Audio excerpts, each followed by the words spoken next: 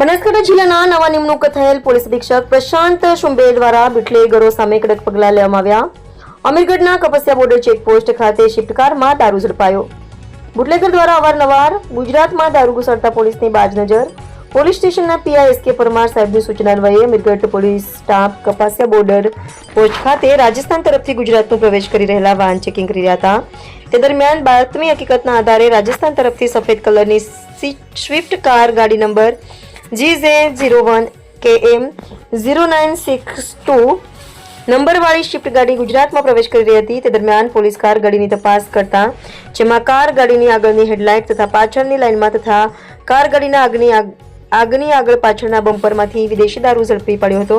જેમાં વિદેશી દારૂની બોટલ નંગ 82 કિંમત ₹83,000 ઉપરાંત વિદેશી દારૂ તેમજ સ્વિફ્ટ ગાડી સહિત કુલ મુદ્દામાલ મળી ₹3 લાખ ઉપરાંત વિદેશી દારૂ સાથે ચાલક કુમાર જગાજી ચૌહાણની અમીરગઢ પોલીસ અટકાયત કરી કાયદેસરની કાર્યવાહી હાથ ધરવામાં આવી હતી. અહેવાલ મુરારસિંહ ચૌહાણ, અમીરગઢ, બનાસકાંઠા.